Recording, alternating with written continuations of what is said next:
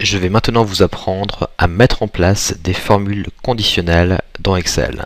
Ces formules permettent d'appliquer une mise en forme ou un contenu à une cellule si une autre cellule vérifie ou non une condition. J'ai ici une colonne pourcentage qui représente le pourcentage des gains générés par un joueur en fonction de la moyenne de tous les gains. Admettons que sur la colonne suivante, je souhaite marquer gain inférieur si le pourcentage est inférieur à 50% et gain supérieur s'il est supérieur à 50%. Voici comment doit se présenter la formule.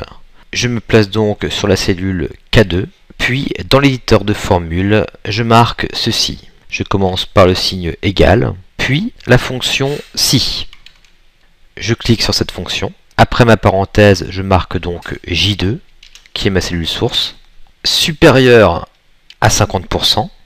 Je marque un point virgule, qui signifie alors, j'ouvre les guillemets, et je marque donc gain supérieur. Et je ferme les guillemets. Sinon, qui est représenté par un deuxième point virgule, j'ouvre à nouveau les guillemets, gain inférieur. Et je ferme ma parenthèse. Je valide pour voir le résultat.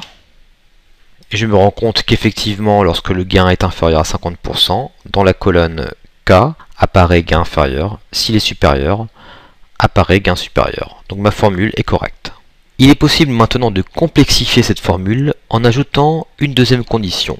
Admettons cette fois que je veuille marquer gain inférieur, donc toujours si le gain est sous les 50%, mais que je souhaite ensuite marquer gain supérieur s'il est situé entre 50 et 100%, et gain très élevé pour des gains qui sont supérieurs à 100%. Voici comment va se présenter cette formule. Je commence toujours par égal si, et j'ouvre la parenthèse.